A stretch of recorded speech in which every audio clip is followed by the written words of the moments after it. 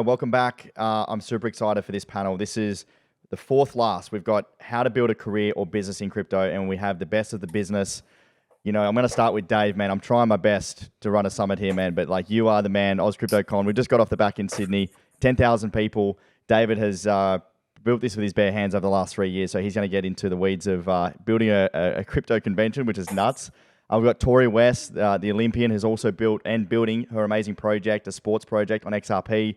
We've got Amy Rose from DECA. She's running the show. There used to be Blockchain Australia. Now she can sort of talk about everything crypto and everything blockchain in the country. Who else have we got? We've got Simon, who recently joined us as a senior analyst, and he used to run his own business in crypto. So super keen to hear about him.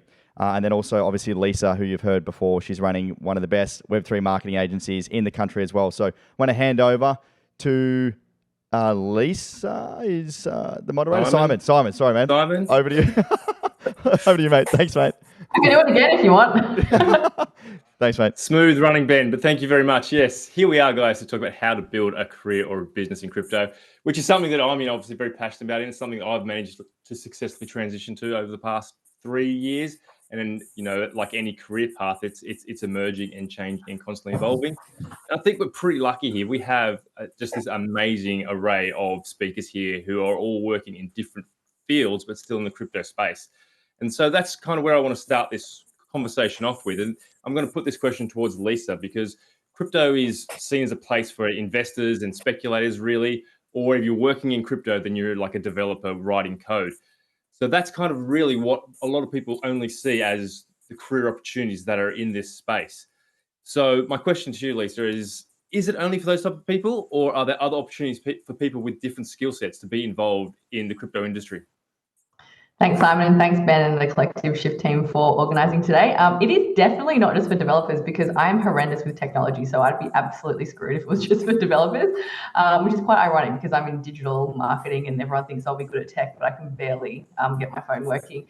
So I run a digital marketing company called Mooning, and we focus on helping companies in the emerging tech space find success in digital marketing. So that could be anything from blockchain companies, AI companies, etc. And obviously crypto falls nicely into blockchain. So I started my career as a tax lawyer, but started my first agency 10 years ago and fell down the Web3 rabbit hole in 2021. And I'll be honest with you, and please don't kick me off the call, I am not like a crypto guru by any stretch of the imagination. My team definitely are amazing at it, but I love marketing. Like anything to do with digital marketing is incredible. And obviously, when it comes to marketing crypto projects or anything to do with blockchain projects like NFT projects or tokens, you really do need to have some knowledge in marketing. But I would say that the difference with Web3 marketing versus Web2 marketing is it's so intense. Like Web3, I don't want to say anything bad about Web3 people, but they're needy. You need to be talking to them all the time. But I came into the industry with very minimal knowledge about Web3. I tried my hand at buying an NFT. I bought the Matrix NFT, which is my first ever NFT because I have a massive crush on Keanu Reeves. I mean, who doesn't? Let's be honest. And I really felt excited, a new way to engage with a brand. And, I've loved the Matrix series, ever since it came out. So I thought, this is actually a really cool way to feel a bit more part of the brand as opposed to just going to watch it at the movies. So I would say that, you don't have to know crypto necessarily. You don't have to know development to get into the industry, but you have to be willing to get your hands dirty and, buy crypto or use different platforms and experience the customer journey, see how seamless it is or unseamless it is, because that's, that whole technology is still developing.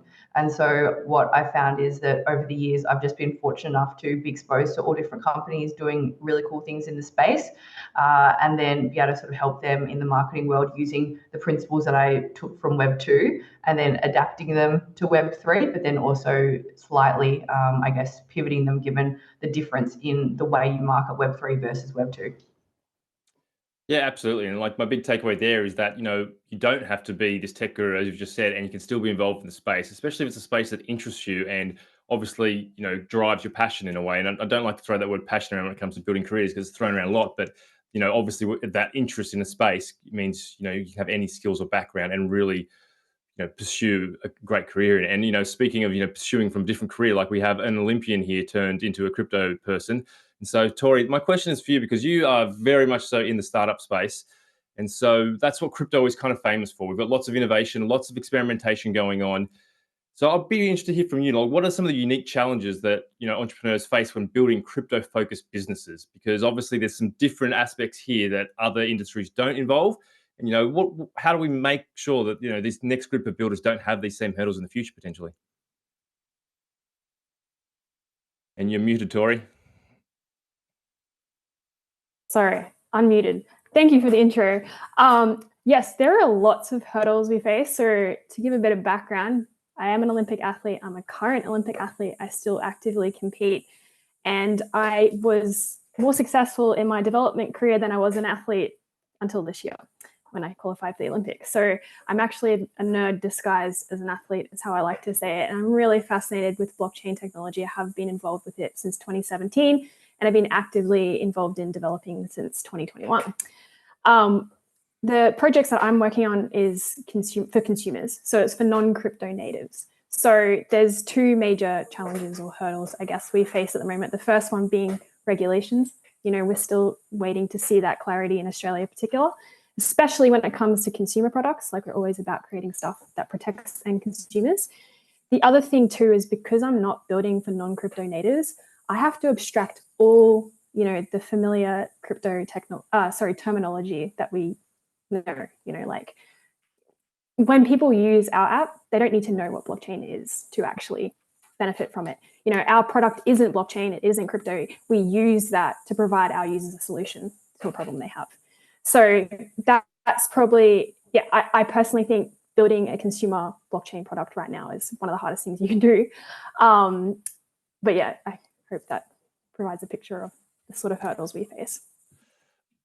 Absolutely, it does. And I think the big takeaway for me there is simply that when you're building a consumer-faced product, that abstraction of it being blockchain is really important because obviously most people don't really know or care about blockchain technology. They just want to have something that they can use. And that brings me along nicely, and I guess to the next question, which is going to be, I'm going to throw at Dave here because he's obviously just had one of the most successful crypto conventions in Sydney. It was attended by so many people and had great feedback from so many people. But one of the things that I noticed there is that we really seem to be lacking those consumer-facing products. I don't find that in Australia we build many things. And Dave, you would have lots of contacts with lots of businesses in Australia who obviously all want to be at your convention. But from my perspective, we're only building on the peripherals. We're building exchanges. We're building debit cards, mainly on and off ramping. Like, do you agree with me, David, that we don't build enough consumer-based products on it? Blockchain? Are we not, actually building the products that people want to use? Or if I'm wrong, then, why are we not seeing them? Yeah, to a point, mate. So I think that in Australia, we do actually build quite a lot of blockchain technologies. Like, we've got everything from supply chain to tokenization of assets and DeFi and, environmental and document tracking. There's a lot of projects in Australia that are building. And I'm very fortunate because I do get to work and I do get to see a lot of these projects coming and going. So the issue that we face, though, is that, one, it's very expensive, especially in Australia, to build a startup and build a blockchain, to hire developers in Australia as well. It's very, very expensive. As Tori alluded to before as well, we've got some really big regulation problems too. So when you're launching a blockchain, which generally will come with some kind of a coin or an asset to it as well, you're then subject to some pretty hefty tax laws as well. So if you're issuing a coin from an Australian entity, for example, you've got some pretty big tax implications and things around that too. So the regulation makes things really hard for startups in Australia to launch a blockchain. So even if we do see them start in Australia, we're generally seeing them transition to other countries like Singapore or out of Europe as well, because to maintain those business operations in Australia is really, really difficult and really expensive. That's really interesting. I never knew that was such a cost implication of trying to get into the space. But I might push a bit more on this one, Dave, because I guess my take on this in general is this probably a good thing that we don't see these as much? Because like Tori was saying before, when you're building something on blockchain, it's going to be consumer facing. people don't need to know it's actually on blockchain technology. Is that what you think people who are building this space and creating these jobs, they're trying to create a business that is blockchain agnostic, I guess, to the people who are using the product? For the most part, I think so. Yeah, definitely. I mean, you've got people that will create things for the sake of creating things, or maybe to boost their own wealth or whatever it might be. And those generally don't survive long term anyway.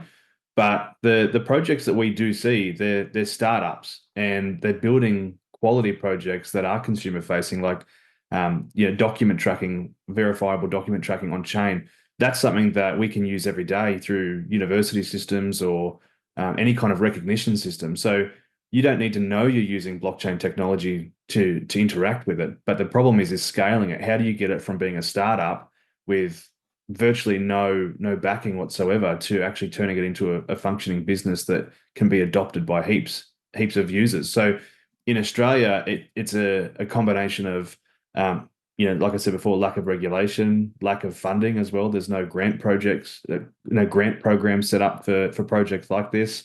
And then user adoption. We are a very small country, so how do we get user adoption in Australia as well to build the business to a point that's self-sustainable? Very interesting to see. Okay, I might bring this back to, I guess, more of a individual kind of perception of how to actually get into this industry.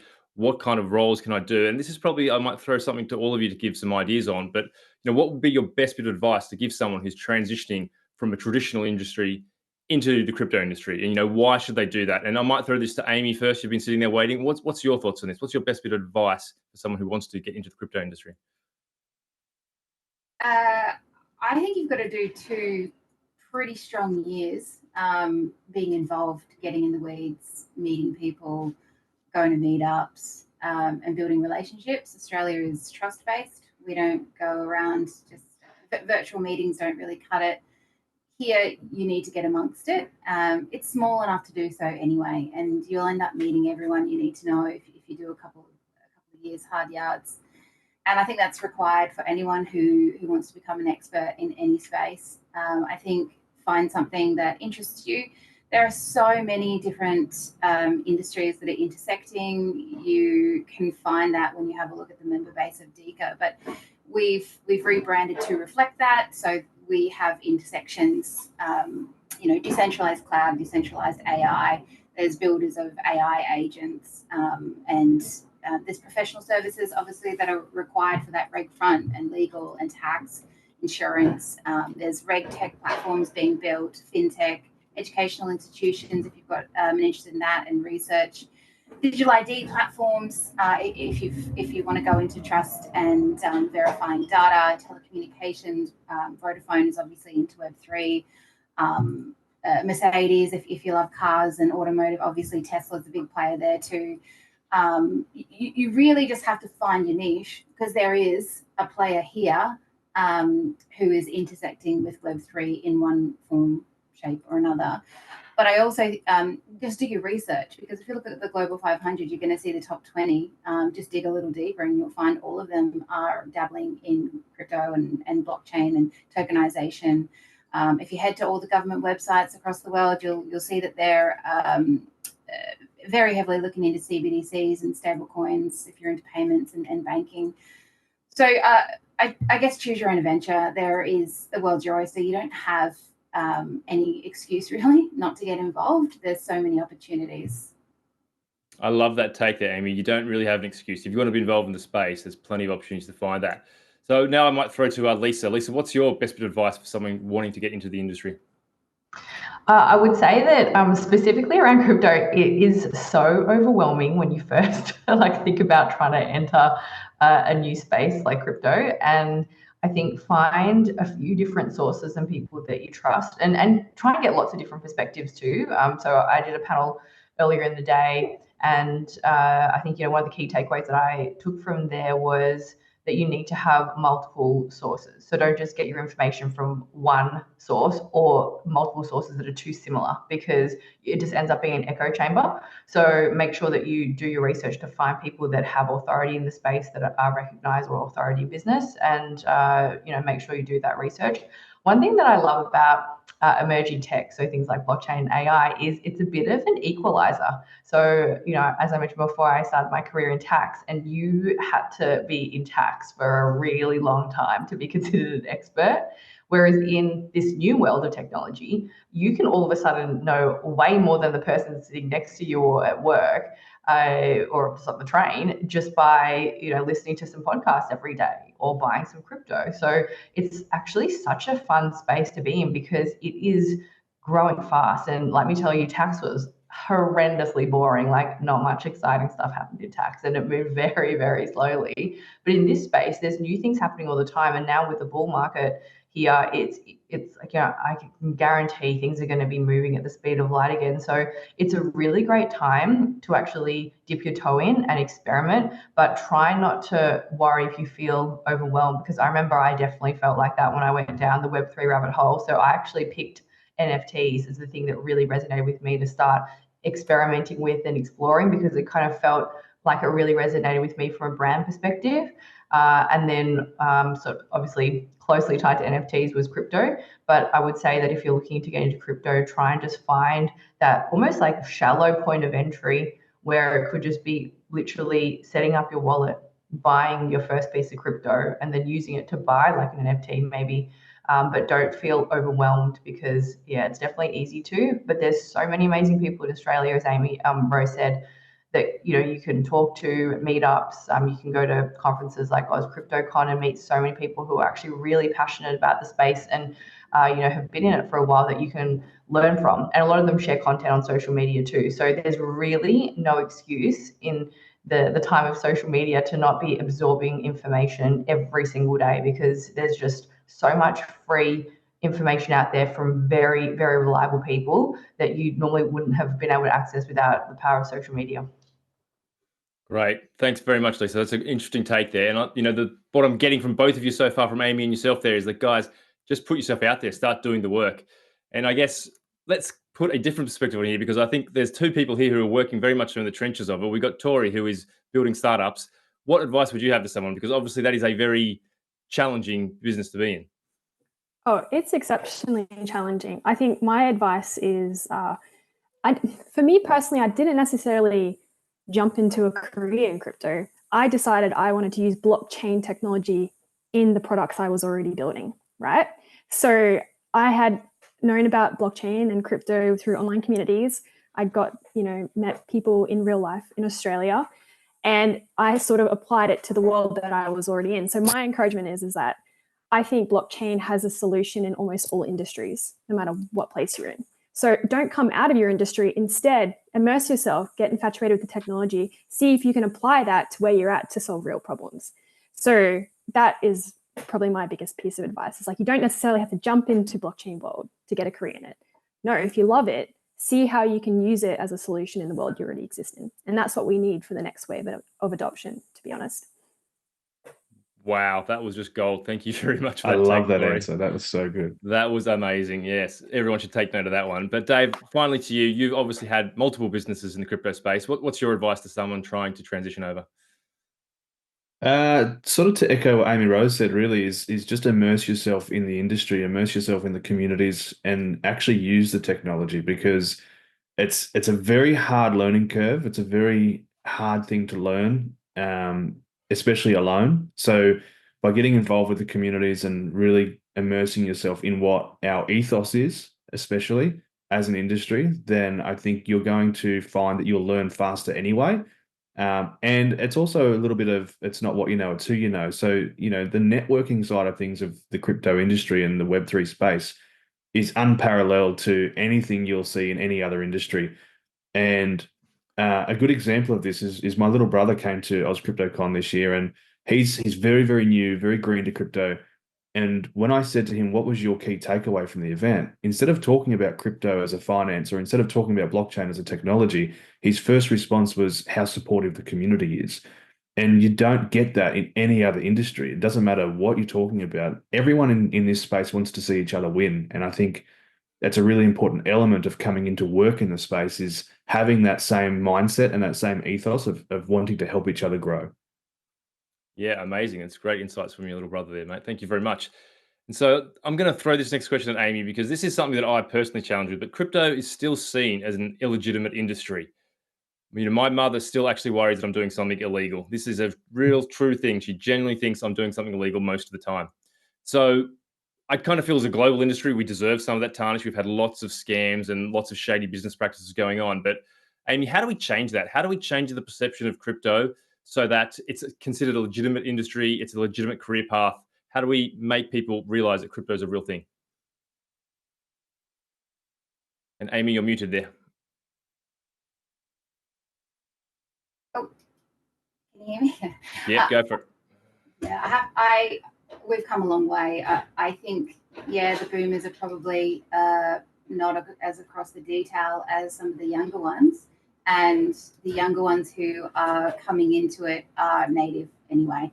They're already seeing tokenization within their gaming worlds as the norm, and they'll just build products and solutions because that's their expectation of the world that they live in. So I think we'll just see that naturally as the evolution of the way we interact as humans. On the validation of the importance of this industry is already coming about across various governments.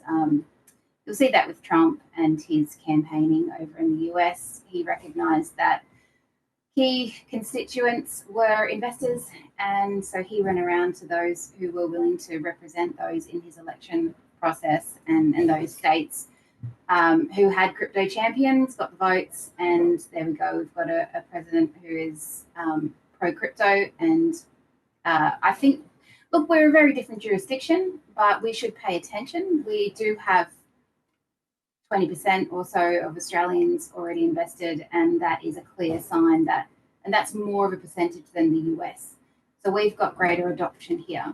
And the government will probably see, particularly with the election coming up, that this is a cohort of Australians who are very important to whether they win or lose, I think. And with that comes the recognition that this industry is absolutely fundamental to the success of a digital economy. You can't have blockchain and digital assets in an economy, particularly with the goal of the Australian government wanting to be a global leader in the digital economy by 2030. So that's the plan. So you have to step up as a government. You have to step up as a society, and I think that's just going to be by default. It's just the natural transition into a digital world with one foot in, one foot out, in physical and digital.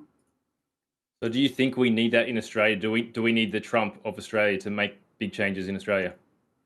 I don't think so. I think there are going to be a couple of champions across government who will lead in that regard, and we'll see them popping up probably soon if we haven't already.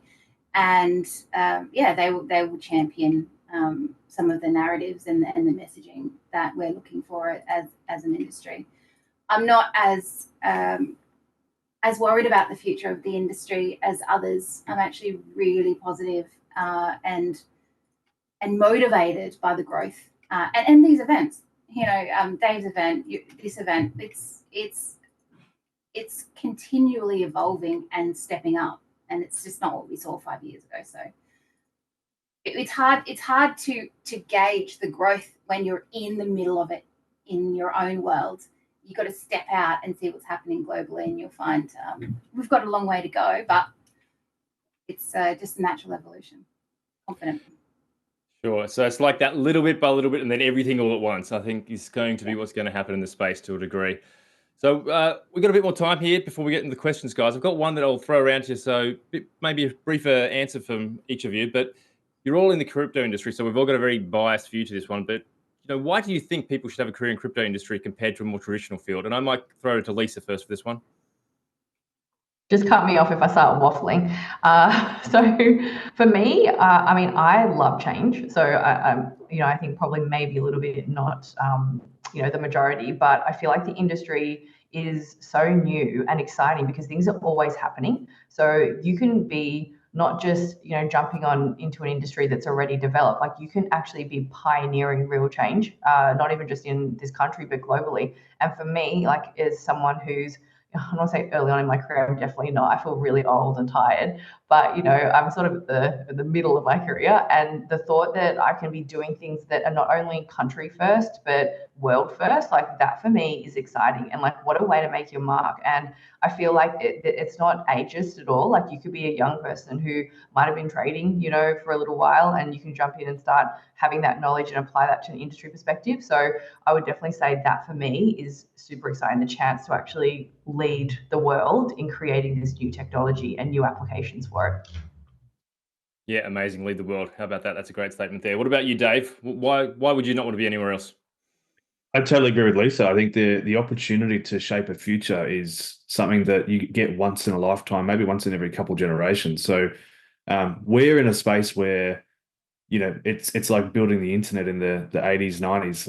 You're shaping a world that is going to utilize the technology across the globe every day, every minute of every day, at every corner of the earth. So to be in a similar position now where you're building that future of finance and technology together, we know that it's the future. So as Amy Rose said before, a few of the boomers and whatever probably don't yet, but I know I'm paraphrasing Amy Rose, so don't quote that directly.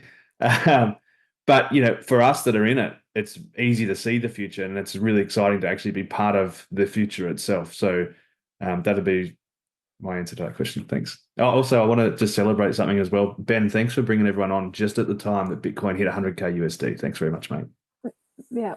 And the next panel also is talking about that as well. So wow. perfect timing. Perfect for you. So Tori, you jumped on there. So why do you not want to be anywhere else? Why should people be working in blockchain? It's just the future. Like, if you don't see it, you're going to be left behind. If you're in now, you're in the greatest opportunity. Like, everything's going to be recreated in terms of digital. Everything is going to be tokenized. That's how I see it. So it's so exciting what that future holds.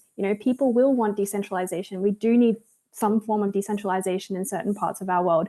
And the only way to do that is with blockchain technology. There is no other way to do it. So I just believe we're in a big shift of everything, since I would say 2019, particularly. Obviously, the world went through a lot of crazy stuff, but there has been a whole shift in the way people think, how information is, reached and received by people, how much data we do produce. Like, everyone knows we produce data, but not everyone knows how to own data, or that you can even own it, and what the value of ownership actually is. And so, we got people like us who are forging ahead, actually building stuff. And to be in that is super exciting, because it is the early days of the internet and what it was back when I was like a baby. And I think that's just ridiculously exciting. We basically get to create the future if you're in it now. And I think that's a huge opportunity that you don't want to miss. Wow. Yeah, it's the future. It's the future. It's the future. It's a very common theme. Amy, do you have a different take, or are you going to chime in and say, hey, this is where you want to be if you want to be part of the future? Pretty much the same. I think you've got the wrong speakers if you thought you were going to get a different view. We're all plumbers, Web3 plumbers, laying the foundations and building infrastructure and enabling the future.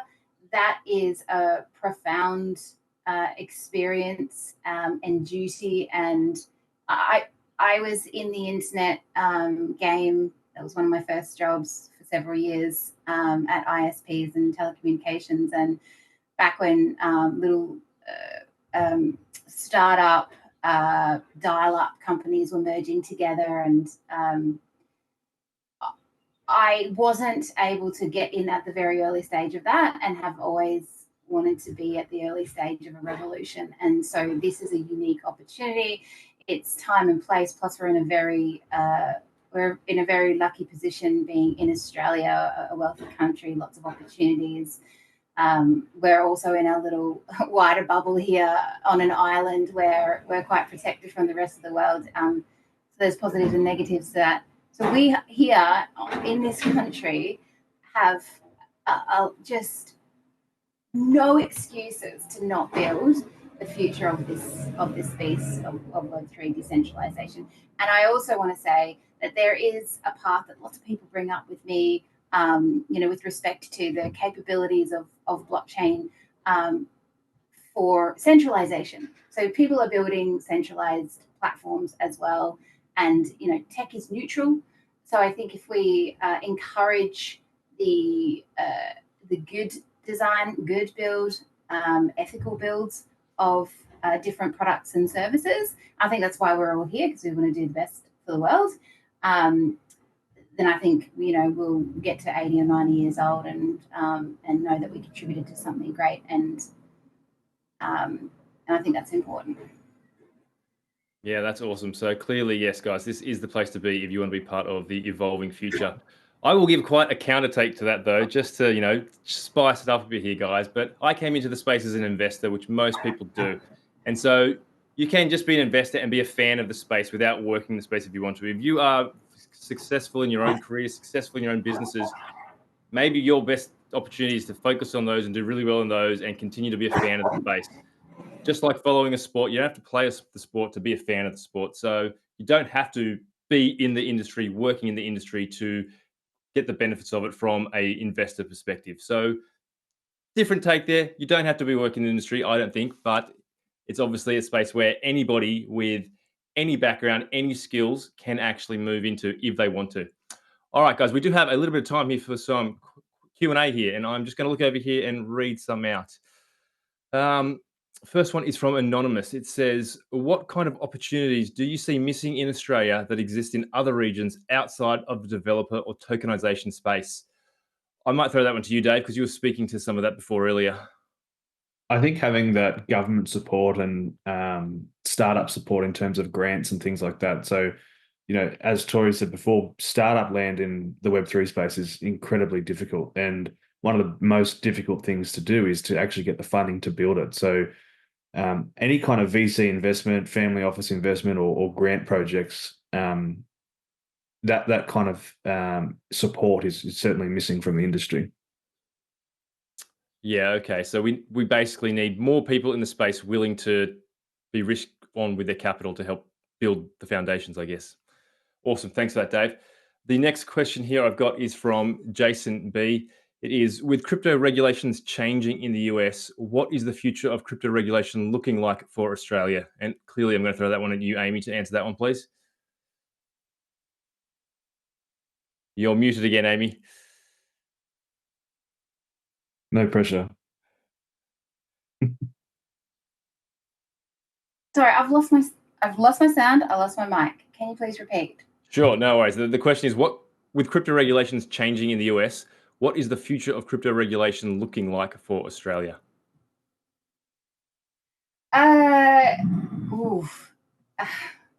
Okay.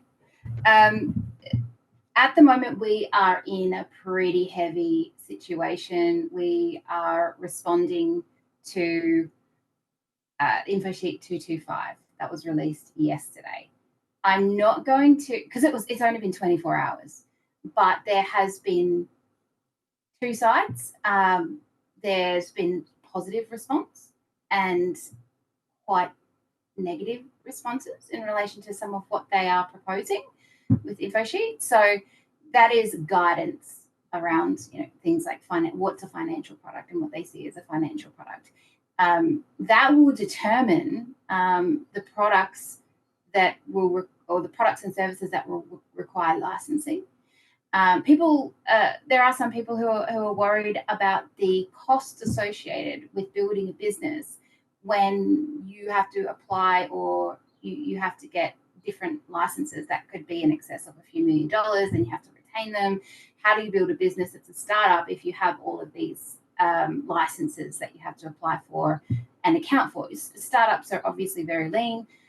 One of the problems is that, you know, we do want to see growth and innovation in this industry, and the barriers to that are costs associated with, you know, legal fees, insurances, which is also hard to get, and very expensive. Lots of people have to go offshore for that.